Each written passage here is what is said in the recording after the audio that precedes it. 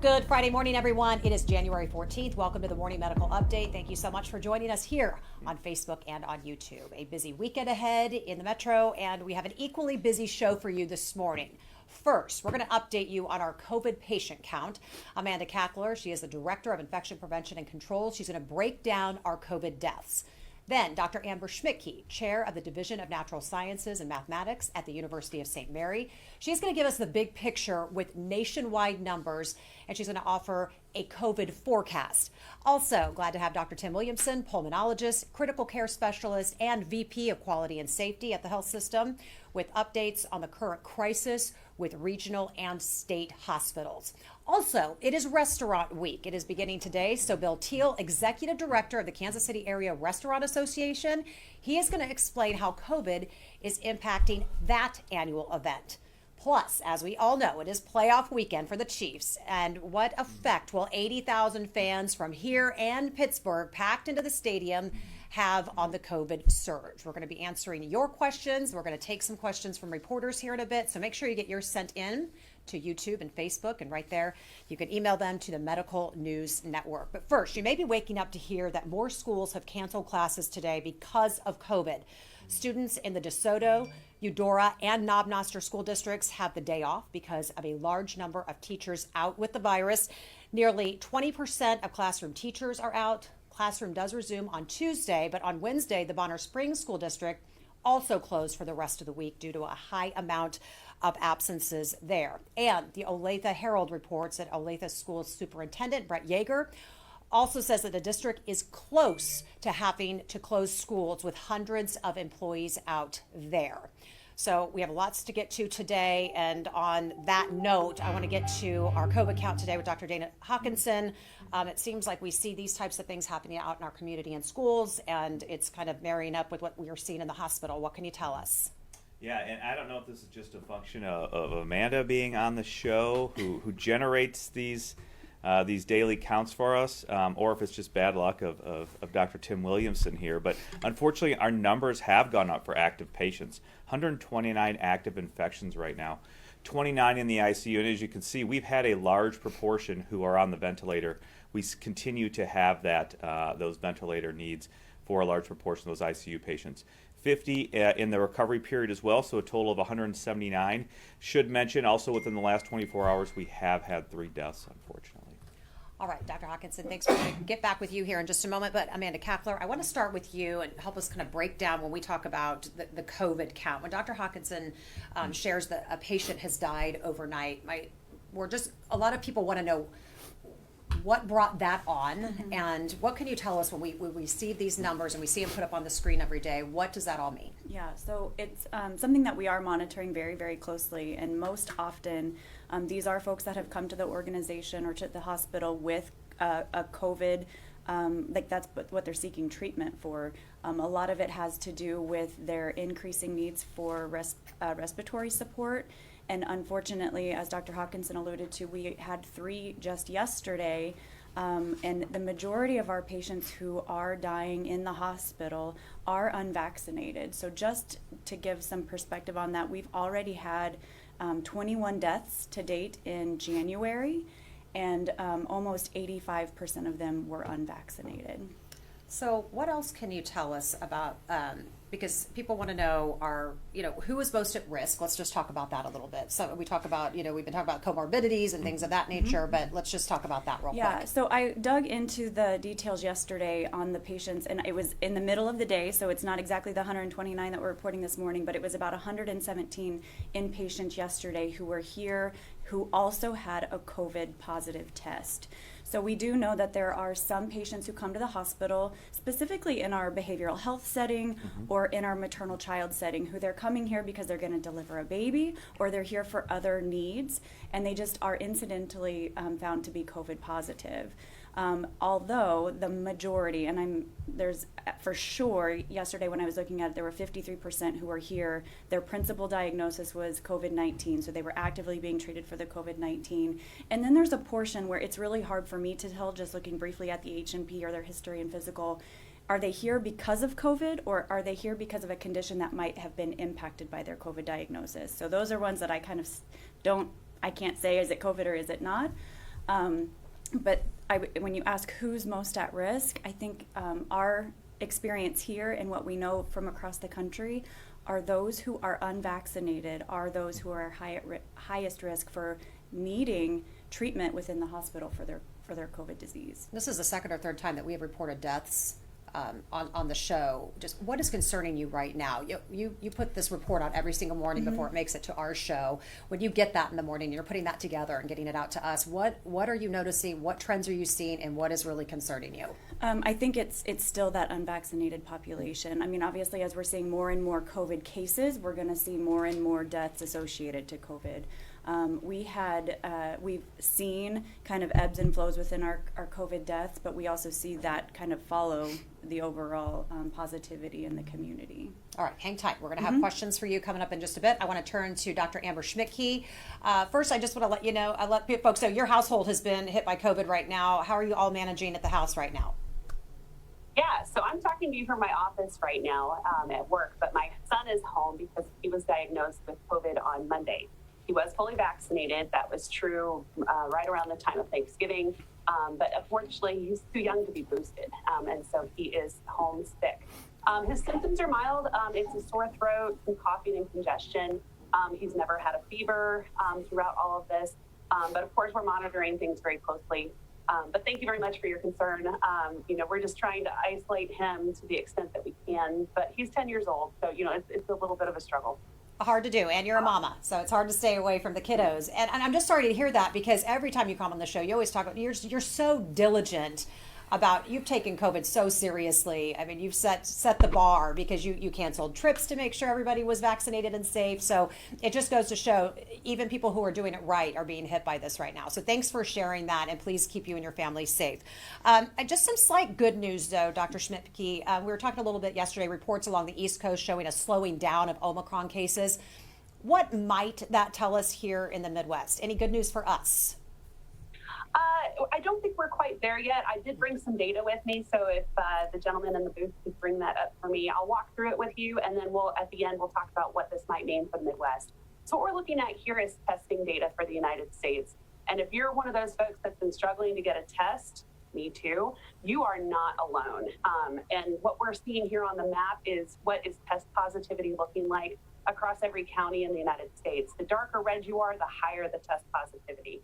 And what we use test positivity for is as a sort of indicator as to whether our case rates are an accurate count. When test positivity is high, it's more likely that we are undercounting cases. And right now, test positivity, including in Kansas and Missouri, is sky high. So if you look down at the bottom left, you're looking at how does PCR test positivity compare across the age groups for Kansas and Missouri. And that dashed gray line is the goal line where we want to be. So you can see that we are really, really high. If we look at a national level, what you can see is this is age group breakdown once again on a national level. And what we're seeing here is that things are leveling off. So as hard as it has been to get a test, what this is telling us is that we are starting to be able to cope with the demand for testing with respect to how many cases are out there. So that's good news in a way. So we'll move to the next slide and talk a little bit about case rate. So you'll notice that the map doesn't look all that different with respect to test positivity versus cases. It's just blowing up everywhere. And one thing I'll point out, you'll see that big green Tennessee right there. They just started changing their reporting from daily to weekly, so don't lose any focus on that. Just sort of ignore that for the moment. But case rate is really high. And if we look regionally, we had this disconnect for a time where case rate was rising for the Midwest and the Northeast, but we saw this disconnect on hospitalizations. I'll show you in a second that that's no longer the case. But right now, case rate is rising very, very fast, dwarfing anything that we've ever seen before. And that's true across all regions, but it's highest in the Northeast. And on the upper right, I brought to you what our vaccination rate looks like for different age groups and for the total population. The U.S. average is there on the bottom. For certain things, we're right on par, right? For the percent of our population that is fully vaccinated and boosted, we are right there with the national average on both sides of the river. But we're below average for some other things when it comes to kids being fully vaccinated, when it comes to percent of the total population being fully vaccinated. So we're not as well protected as we might think we are. So we'll move to the next slide and talk a little bit about hospitalizations. So for this, what I wanted to point out in the peach-colored graph on the upper right is that hospital admissions are higher than they have ever been. And right now, because this is a nationwide problem, even if things start to get better on the East Coast, we're still, dealing with this everywhere. And so I don't expect the national numbers to start trending down anytime soon, unfortunately. If we look at the bottom right, what you're looking at is that same kind of information, but broken down by region. And so this is where I was trying to point out that earlier, that purple line is the Midwest and the blue line is the Northeast. And we used to see that hospitalization rates were much higher for the Midwest than for the Northeast, but that's no longer the case. And part of that is because of, the thought that Omicron has better ability to evade some of the immunity that we may have on board, which is why it's so important to get boosted. And then the last thing I'll point out on this slide is something that I track really closely for the state of Georgia on the bottom left, and that is how many staffed ICU beds remain in the state. Just in case you didn't know, Georgia has a population of 10.6 million people. During the Delta wave of August and September of the past year, at one point they ran out down to 62 beds for that population. And what you can see is the trend line is pointing down once again. They are starting to lose beds very fast because of a combination of hospital demand for patients and also staff shortages because people are out sick, they're not able to cover as many shifts as they used to, that sort of thing.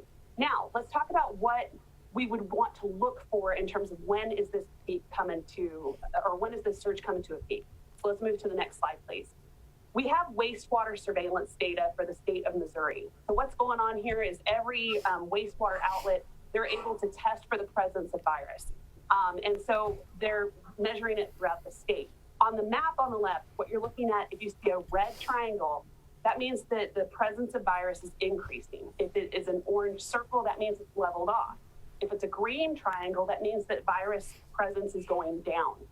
What you'll notice for Kansas City is it's mostly red triangles, right? There are 9 water outlets for the state of Missouri, or for the city of Kansas City on the Missouri side, and only one of them right now is showing signs of leveling off.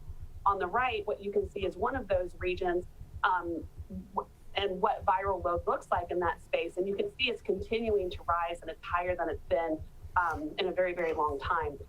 So this is something we're going to want to pay attention to, because usually these trends predate what we see with cases by about a week. So the fact that we are not yet seeing, the majority of the Kansas City wastewater treatment starting to level off is a sign that we're not quite out of the woods yet. And so I want to be hopeful, of course. I want this to be over as much as anybody else, but we are not quite there yet. And so I'll kick it back over to you, Jessica. I figured you were going to say that. Not quite the news we wanted to hear, but thanks for the facts. Question then, we hear a lot of times that Omicron and the symptoms are described as mild. That concerns you. Why? Well, the thing about a mild illness is that it's a numbers thing, right? So, we can say that X% of cases result in hospitalization, but what we're talking about here is numerators and denominators. I'm making everybody twitch with talk of math, right? But the reality is the more people who are sick, the more that numerator becomes a bigger number. And that's why we're seeing that burden in the hospital, like Dr. Hawkinson talks to us about all the time. And so even with a mild illness, what's happening here is that people may brush that off. They may think it's allergies, or they may think it's something else, and they may go to work anyway. And they may be inadvertently spreading disease to others with mild symptoms. And unfortunately, this virus is one of those that's going to find those who are most vulnerable. It's certainly going to find those who are unvaccinated or unboosted. And so that's something that we want to be real careful about. All right, Dr. Schmidtke, stay close by. We'll be back with you in just a moment. Dr. Tim Williamson, glad you're here today. He's a pulmonologist and critical care specialist and VP of Quality and Safety here at the health system. Lots of big titles, lots of good information for us today. I first want to touch on yesterday's news that the Supreme Court ruled to uphold the CMS vaccine mandate. Tell us what that impact will be. Yeah, I think that was good news, and we're happy to hear that. So CMS had several months ago mandated that any healthcare institution that received Medicare or Medicaid funds would need to have policies in place and procedures in place so that all of their employees and providers were vaccinated with some opportunities for exemptions. There was some legal challenges to that, and that was there was an injunction in about half of the states. And basically the Supreme Court ruling stays that injunction, allows the CMS mandate to move forward while it's being further discussed in the court. So we think that's really important. We've had a requirement here since September 1st is when we announced it, because we think it's the right thing to do for our employees, providers, and patients, and to keep everybody safe. Amanda, your response to that? Oh, I was just completely agreeing with what he was saying, and the need for us to have that here to keep everyone safe. All right, Dr. Williamson, you know, our chief medical officers across the state met last week to discuss the crisis that's happening in the hospital system across the state. Where do we stand today? Yeah, so we've had lots of conversations with our chief medical officers, and it's been a rough couple of weeks, and you've heard directly from them about some of that, and that's not changed. We've seen, we had great data presented, and that has really, we've seen the impact on very real people over the past couple of weeks. So hospitalizations across the region continue to go up. Other types of illnesses and injuries don't go away, and they continue to need care. We've had really rough staffing crises because of folks out being sick or being tested. Our own staffing is getting a little bit better. We had roughly 950 out for testing or isolation, I think last week. We're down into the 500s. But that's still a big impact to staffing. And so high hospitalizations, we've seen other resources that haven't typically been impacted to date be impacted, such as we've had a couple of even larger hospitals struggle with ventilator capacity. Other meds like monoclonal antibodies have been on short supply. And kids, we've seen record high number of kids being hospitalized. So that is unfortunate as well. We've made a lot of changes, as have other hospitals. We're using lots of folks that have clinical backgrounds but not in clinical roles. We've reassigned them so that they are able to help provide direct patient care. And across the metro area, there's been big impacts on transfers. It's been difficult for us and other hospitals to get those sick people who need to be at a larger hospital in. I think in December we were only able to take about 17% of the 2,000 requests that we had. And then there's impact on surgeries. We've had a number, pretty much virtually all hospitals in the metro area have had to postpone or defer surgeries, a large number of those surgeries over the past couple of weeks, and likely will continue for the coming week or two.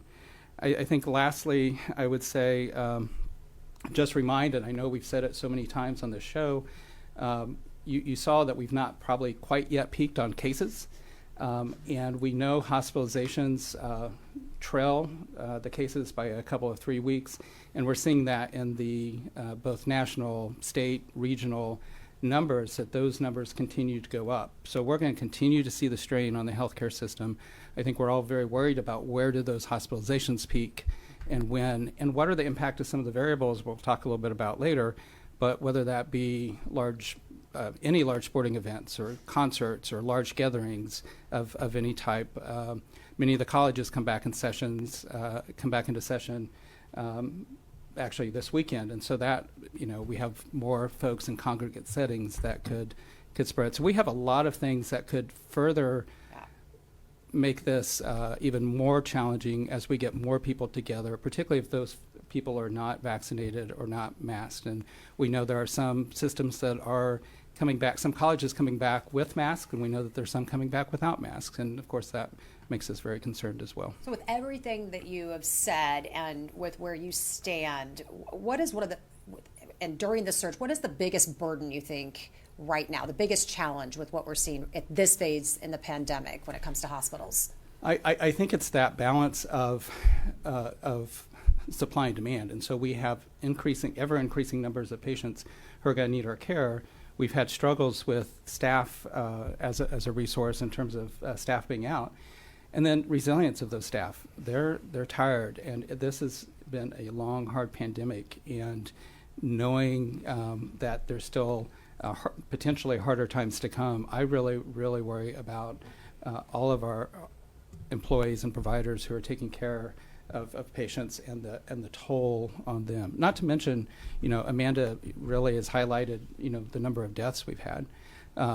we, as the number of cases go up, the number of deaths are going to go up, and it's heartbreaking because those largely, not entirely, but largely are preventable. And once you're sick with COVID, once you're here, once you're in the ICU, once you're on a ventilator, it's too late to get vaccinated. And we see people ask for that all the time. I was going to ask, somebody asked me the other day, if somebody comes in with COVID, has a change of heart and wants to get the vaccine, they can't get it right away. They have to wait until hopefully they get out of the hospital. Right. They would have to wait till they get out of the hospital and recovered a bit, and there's some guidelines around that. But the other thing, it's too late to be effective. Once you have COVID, it's not going to do anything. It's not going to save you. Right. It won't. All right. And can I just add one Yes. little thing here? Because I know we started off with the school closures, and the impact that will have additionally on our staffing could be extremely detrimental. And so I think that's something that's very concerning to me right now, is the number of employees that we have here with school-age children. And what does that mean if they go to a virtual setting, even though it might be in the best interest of the public health? Because when we have so many staff out, a question is, what, do they all have COVID? I'm like, no, they all have children. Yeah. And they all have other things going on in That's their right. lives that That's are right. keeping them home. Well, and those numbers we share really are the folks out who are sick or testing, but it doesn't capture those who are out because their kids are sick or school is closed. So they're isolating. And it's a community issue. It's not just our issue. It's police, fire, EMS, schools, Right. Nursing homes. name It's everywhere in terms of trying to keep our communities functioning. All right, so another industry impacted are restaurants, small businesses. We know that. So we're going to bring in Bill Teal now. He is joining us. He's Executive Director of the Kansas City Area Restaurant Association. We're so glad you're here. We are kicking off Restaurant Week, Bill. That's usually such a great time for this foodie city that we live in. Kansas Cityans love their restaurants and they love to support small businesses. But what challenges are they facing right now? It's interesting. We're talking about staffing shortages here. And that's exactly what's affecting restaurants. Consumer demand remains strong, but we kind of starting around New Year's Eve, some restaurants were experiencing outbreaks. So we had a couple restaurants that had to close because of staffing shortages.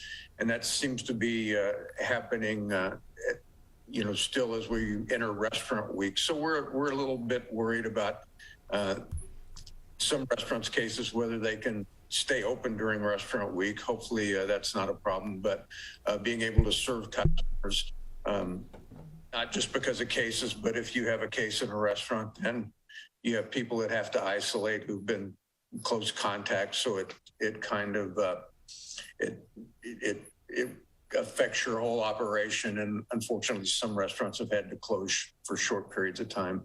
It seems like when they close, it may be for 5 days to 10 days is kind of the time frame for the virus to kind of work its way through and get settled out. But that's our biggest concern we have for Restaurant Week.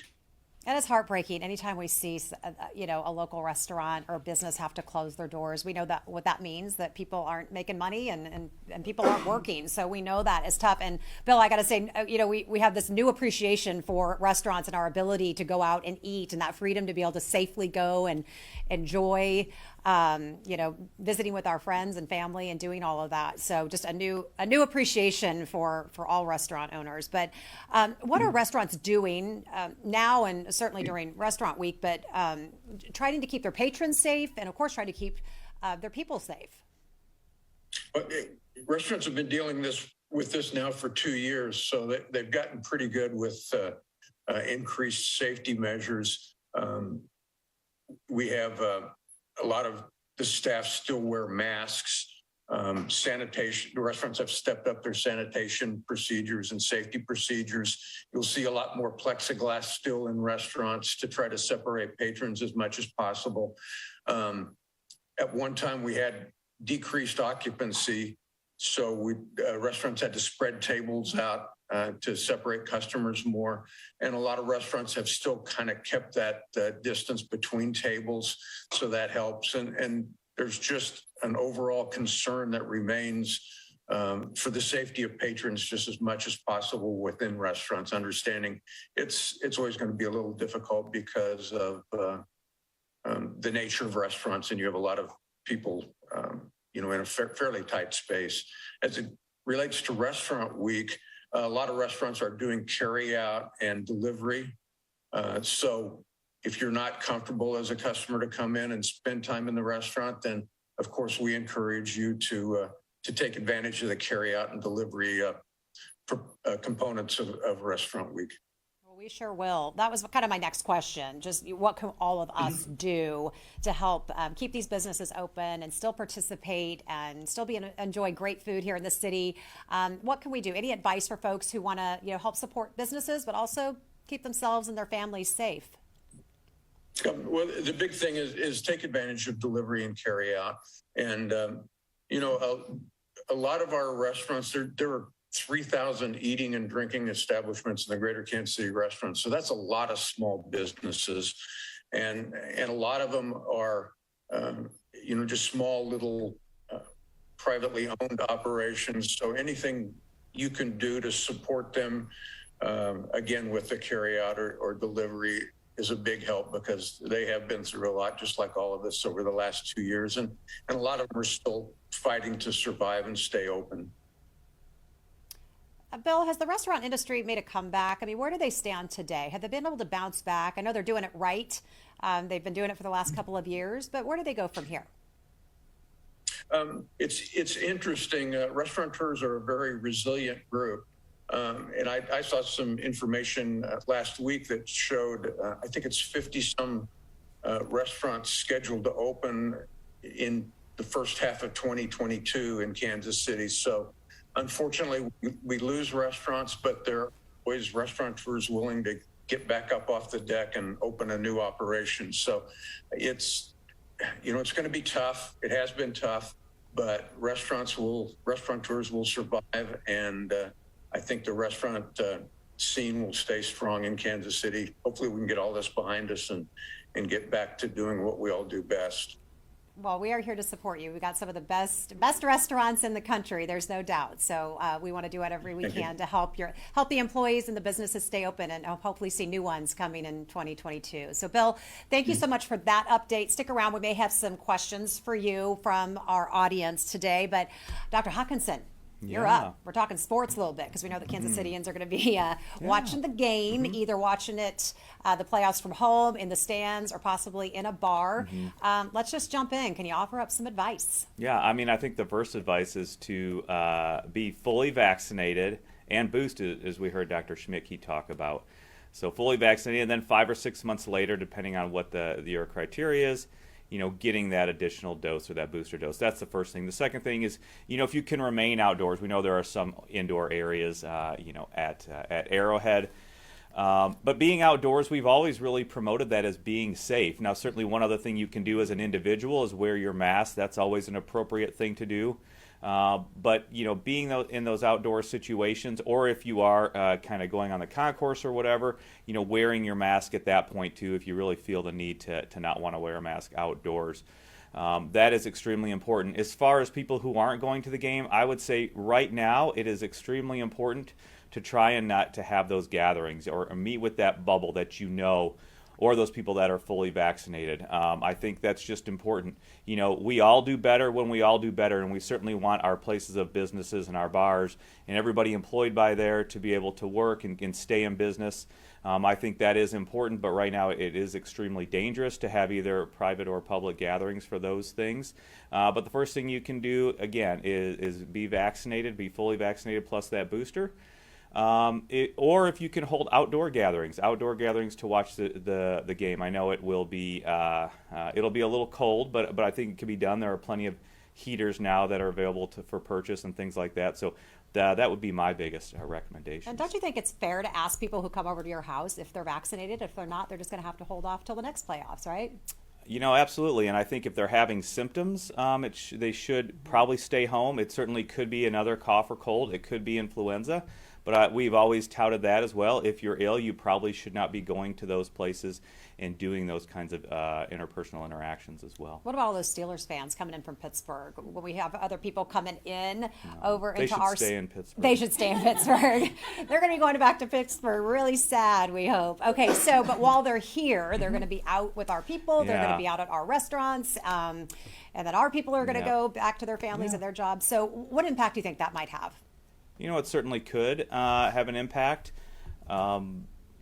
I would expect that most of the people who are coming from Pittsburgh are actually going to the game or maybe going to a relative's house or something like that. I think the vast majority, if you're going to go to another city to see your team, you are probably actually going to that venue. And again, being outdoors is good. It's always good to come in and help the economy and spend the money and see the sights and go to the restaurants and help our businesses in that way. But again, be thoughtful about doing that. Continue to wear the mask in those indoor settings. And again, I hope a lot of these people who are coming in are vaccinated. We have to assume probably many of them are not. But those are things that you can do, is continue to do those pillars of infection prevention. Understand the circumstances, the area that you're going into, that environment. Wear your mask, socially distance if possible. If you can be outdoors, that's great. We know Pittsburgh has very cold weather, so this is probably not too bad for them. But doing things outdoors or in well-ventilated space is important, and continuing hand hygiene as well.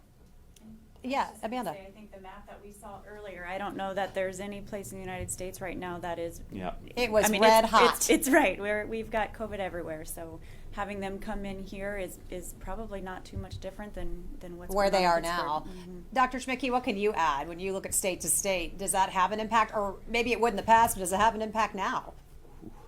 Yeah, I mean, you mentioned, or when you asked the question, do we think that they're going to be bringing in a new variant? And most likely not, like Dr. Hawkinson said, because right now almost every region in the U.S. has Omicron as the dominant variant. So it's really just more mixing of that. But without a doubt, we've seen the impact of travel and the impact of people gathering, especially for large events. When we had Sturgis, that really kind of kicked off the summer 2020 wave, that led to, an out and down sort of pattern across the United States.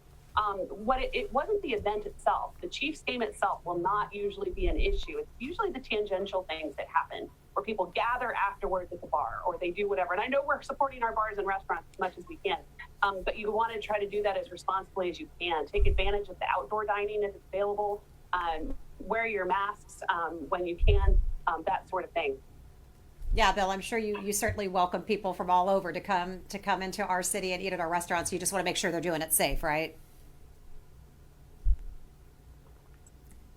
Oh, absolutely. And I think restaurants have tried as best as possible to focus on safety.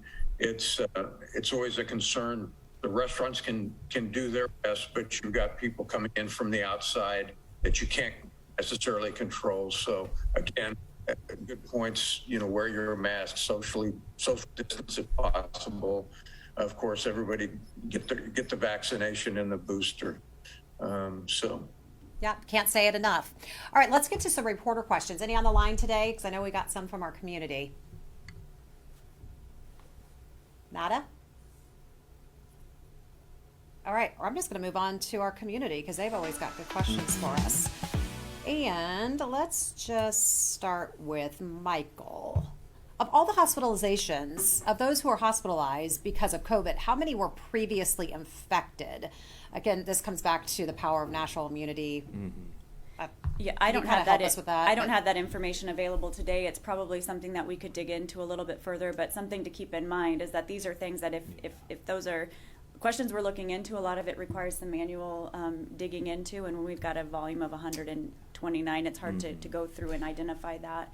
But we do have teams that are working on building out those reports, but today I can't provide that information. Yeah, I think that's real hard, Amanda. I think you're exactly right. You can probably look at it at a population level. I think you'd have to do a lot of investigation, and we have so many other things going on right now.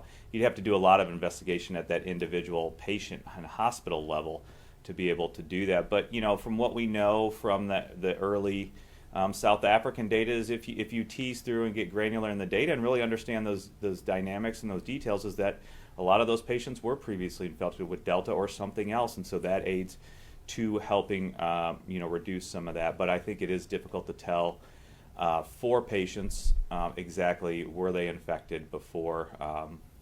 With just so many patients. If you have 3 or 4 or 5 patients in the hospital, obviously that's easy to track that down, but with 100 and some, it's very difficult. Yeah, that makes sense. Arietta is curious, if you're overweight and diabetic, but vaccinated and boosted, are you safe? So you probably are going to have a bigger look at this, but I do know when I was looking at the patients who are in-house today, who are also vaccinated, but who are also here with a COVID infection, those comorbidities do play a role. And I saw a lot yesterday when looking at it that there were a lot of folks here with significant cancer, recent transplant, acute kidney injury, diabetes, morbid obesity. Those were all comorbidities that I saw in our current patient population. And I think that is fairly consistent with what I've seen and heard Dr. Hawkinson talk through. Yeah, I would completely agree. So it is a spectrum and a continuum. It is not one thing, black or white. It is taking all those details and kind of assessing those risk factors. Now, certainly the best thing that you're going to be doing to protect yourself is, again, trying to avoid the virus. The next is obviously vaccination, being fully boosted, fully vaccinated, and then having that third dose or that booster dose is extremely important. And then there will play a role of those other comorbidities. And certainly what we have seen, and we heard Dr. Brown talk about this yesterday at the end of the show, describing that paper, that MMWR paper that showed, certainly the more comorbidities you have, the more chronic health conditions you have, that does place you at greater risk as well. So it's not an all or nothing, it's not a black and white. There is a continuum of that risk. And just to add one more thing to that, something that I noticed as I was digging into the patients is how significantly ill they are. There are so many just very, very sick patients in the hospital right now. And I don't know, was any of that a delay in coming to see their primary care team or their consulted teams? But whenever we're having to shut down some of our ambulatory and shut down some of our elective cases, that again just further adds to the situation that we're in with increasingly ill patients in the hospital, and in some cases, difficulty for people to access their healthcare team. I just to add on that, I think that's a really good point. Not only are hospitals full and struggling with some staffing issues, they are full of, as a whole, the hospital being the sickest that we've ever seen. We have different ways we measure that, but you have to be really sick to get in a hospital now. And so they really are full of the sickest patients we've seen, I think, in my career in medicine. I think Dr. Lewis Satterwhite made a comment about that earlier in the week, that to get into the ICU, you have to be incredibly ill. And that's what I was noticing with our ICU patients, the ventilated patients. They are, and as you mentioned, we've seen the highest case mix index that we've ever seen in our organization, which is one of the metrics we use to evaluate kind of that severity of illness. On that note, Brian says it's always so helpful when Amanda Cackler comes onto the show. I'm glad that she's still part of the endeavor to educate us all. You're so welcome. You are so loved. Okay, so Deb has a question, and someone else asked the question is, so if I'm not boosted, I'm going to get it? So Deb was asking any extra precautions that those can take who have not yet been boosted. And is that true, if you haven't been boosted, that you just are going to get it? Again, I think the numbers that I see in the hospital, it is, when I'm referring to who is vaccinated, is those who have received 2 doses of the mRNA vaccine and they've been boosted. And the volume of those are the really small count. So I think we had 22 vaccinated today. We have 129 in the hospital. So I think that's one of the very best things you can do to keep yourself out of the hospital, which was the intention all along of the vaccine. It wasn't to prevent the transmission of disease. It was to keep you out of the hospital because of severe illness or death. And I think that's something that we continue to try to speak to, is the importance of the vaccination to keep you out of the hospital. So again, I think those are extremely important. And then what Dr. Hawkinson mentioned too, in addition to those things, avoiding large crowds. Assume that there is COVID anywhere. When you're in a group outside of your household, there is probably someone around you who has COVID. And so you can avoid that by masking, socially distancing, just really being aware of your surroundings. Yeah, I was actually just going to go, as probably you were too, very similar place to where Amanda did. Is, to be clear, you can get COVID if you've been vaccinated and boosted. But the chances are less, and the chance of it being a much milder disease is much greater. And so to really maximize the chance of staying out of the hospital, getting sick, getting deathly ill, and or dying, is to be fully vaccinated and get your booster. So would encourage anyone who, for whatever reason, hasn't gotten their second dose, and we know this, that happens, or for whatever reason you haven't got your booster yet. Sometimes it's just a matter of convenience, or I just haven't got around to it. But man, this is the time, I would say. Yeah, I would completely agree. Again, it's like a seatbelt. A seatbelt won't prevent you from getting into a car wreck. It will help and prevent those or reduce that risk of those severe injuries. So we should note that. I think that is very important to note, that it won't protect you necessarily from getting it. In circumstances it can, maybe in the first 1, 2 to 3 months after that boost, maybe you have a reduced reduction, but that is a very transient thing. Overall, the vaccines were created and continue to do a very good job of reducing your risk of going to the hospital. And I think you as an individual need to understand and take those risks and judge what your risk is. I think if you are fully vaccinated and you have that third dose or that booster dose, I think you can consider going out and doing things and being in public, maybe getting back to some sort of actions that were similar to what you did in 2019. But I think you have to take that and judge that risk on your own. And especially now, if you know there is a high prevalence of disease, maybe just wait a couple weeks to be able to do some of those things you were doing before. As we can get to lower case counts, maybe decreased community prevalence, that would be a smart thing as well. All right, I've got a headline for you today. Massachusetts becomes the first U.S. state to enlist COVID sniffing dogs. Who wants to grab on that one? I'm going to, because I'm going to throw in the little bit I know, because I don't know about COVID sniffing dogs, but I know that there is the concept of that for other infections, and I know some organizations have actually employed the dogs to help with C. diff, but I have not heard of that. I don't know if it's technology. And what is C. diff, Amanda, for our viewers? Clostridium difficile. It's another organism. And what is that? What kind of disease does it Now cause? you I can guess? It's Just another for- infectious disease that we deal with often in the healthcare setting and also in the community. A lot of times it's elicited by utilization of antimicrobials or antibiotics. It causes diarrhea. Massive diarrhea. Volume is 20 times a day, so it Thanks, is not Dana. good. So I think that is one more important point about not necessarily infection prevention, but antimicrobial stewardship. Just understand that whenever you get antibiotics, you have that risk of getting this infection. So that's why it is very important for whoever is prescribing to really ask and understand, do you really need antibiotics, particularly for things like upper respiratory infections, which 80% or more are viral, and most people will not need any antibiotics, such as augmentin or azithromycin, what have you.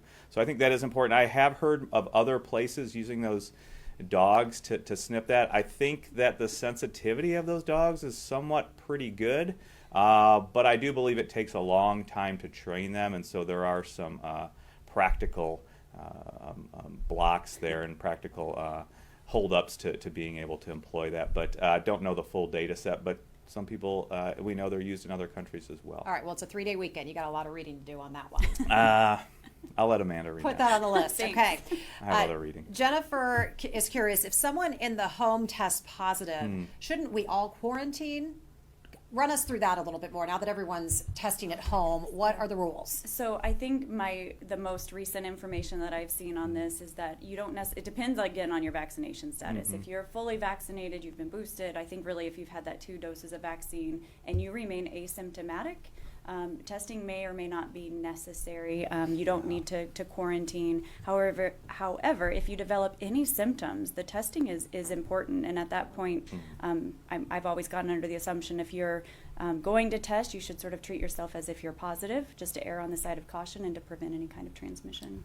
And the only thing I would add to that is if you have someone positive in the home and you develop symptoms and your initial test is negative, particularly a home test, that doesn't mean everything's free and clear. I think if you continue to have symptoms, would test again, because we've seen sometimes people have delayed positivity on their test. I think we always need to go over this. We've been doing this for 2 years, but people forget. So good reminder. Melody is curious. Dr. Hawkinson, could you please help me with this issue? Is there a, quote, prescription that all doctors can give to have people do at home to get through COVID? I'm a pediatrician, and I hear local community members that wonder why doctors are not telling people how to just survive this at home. You know, I think there should be maybe within their practice just a printout sheet. I think that would be very easy. I think that's a great idea. You know, those things that we can do, and maybe there are general, depending on what practice you go to, maybe there are general printout forms of things you can do. Again, for most people, for respiratory viruses, including SARS-CoV-2, they will not need to seek medical attention. So it's important to continue to do those several things. Get adequate rest. Get adequate hydration and nutrition. Take Tylenol or ibuprofen if you can take those to help reduce some of the symptoms such as fevers and aches. Those are all things to do. I think that's a good idea, and I would hope a lot of practices, especially primary care practices, would have those sheets for people to be able to do. All right, great conversation today and great guests. We're going to get to our final thoughts because we've got a lot of them. Amanda, I'm going to start with you. What do you want us to know as we head into this long weekend? Sure. So I was in the vaccine clinic yesterday. I think my takeaway, and it's probably been pretty consistent since December of 2020, if you have time to get a vaccine, call and get one. If you are already have received 2 doses and you're ready for your booster, we've got booster available. Come and get it. All right, Dr. Williamson. Yeah, so I think something that's really hard to all of us to wrap our brains around is that what we do now is going to impact our ability to take care of patients 3 to 4 weeks from now. And so we see that the healthcare system is strained, and the behaviors that we as a community do right now, this weekend, really are going to impact our ability to get any sort of medical care a few weeks from now. So please, to Amanda's point, get vaccinated if you haven't. Please limit, the gatherings that you're in. Wear your masks, because once we get to that point, we can't walk it back. Thank you both for sitting here with me today. Yeah, of course. Thanks for having us. All right, Dr. Schmidtke, you're up next. Yeah, thank you. I have 2 final thoughts. First of all, a colleague of mine has a risk assessment planning tool from Georgia Tech. If you just Google COVID-19 risk assessment, it'll pop right up. And I just checked it for the Kansas City area. If you have a gathering of 25 people, there is a 90% or higher chance that at least one of those people is positive. So I want you to go into this weekend with eyes wide open about the risk that exists there. In a way, we can say that COVID doesn't affect us, but that's about as effective as shouting at a Category 5 hurricane. This thing is on us. We have to take action. The other thing that I would just say is this is a good time to upgrade your mask. If you're wearing a cloth mask, they're very cute, but they are not very effective against this variant. And so what I recommend, because Amazon is fantastic at being convenient, but has a lot of counterfeit masks on it. What I would recommend is going to a website like projectn95.org. They vet the N95, KN95s, KF94 masks so that you can trust that what you're buying is legit. You can also go to the hardware store, and in the paint aisle, you will find 3M makes a product that's an N95 mask that's very good. So they are more accessible than you think, but I would encourage you to upgrade your mask. Dr. Schmidtke, always great to have you. Thanks for your insight. Bill Teal, we wish restaurants a successful and safe kickoff to Restaurant Week. Thank you so much for being with us. What do you want us all to know?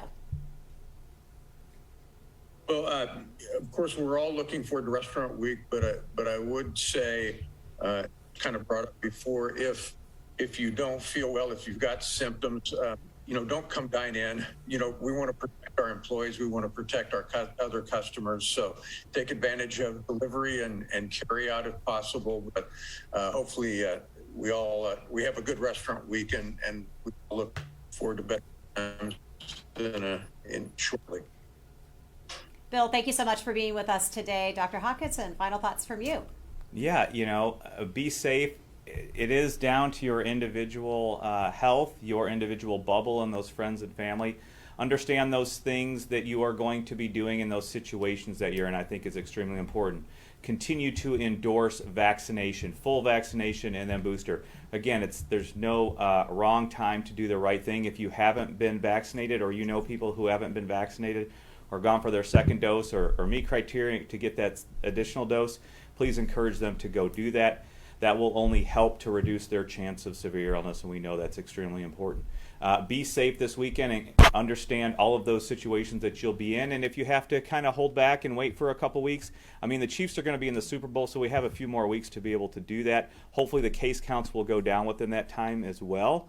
But also, the pillars of infection prevention continue to persist, and that is social distancing, being outdoors in well-ventilated areas, hand hygiene, and of course masking. And any mask is better than nothing. Certainly understand the dynamics of that and the fit and all of that stuff. So even if you just have those cloth masks, it's very important. But if you feel that you need to certainly go to those surgical or N95 masks, that's reasonable as well. But again, any mask is better than nothing as well. All right, good message. Dr. Hawkinson, thank you. And thank you all for being with us on this Friday. Don't forget, you can watch our show anytime logging onto Facebook and our YouTube channel. We have no show on Monday as the nation honors Dr. Martin Luther King Jr. and his legacy. Remember, it's not a day off, it is a day on. His day is also a day of national service. So get out there, serve others, and honor Dr. King's legacy. Coming up Tuesday, Western Kansas, one of the hardest hit areas with COVID. There is a lack of resources, people unable to get to larger hospitals for help. We're going to take a look at the impact COVID is having in rural communities. Plus, one woman shares her story. She lost her husband to COVID. She has a message for you, what she says everyone should know. That's coming up Tuesday at 8. Everyone, have a great weekend. Go Chiefs, and we will see you then. Subscribe to our morning medical update and open mics with Dr. Stites podcasts. Now everywhere podcasts are available.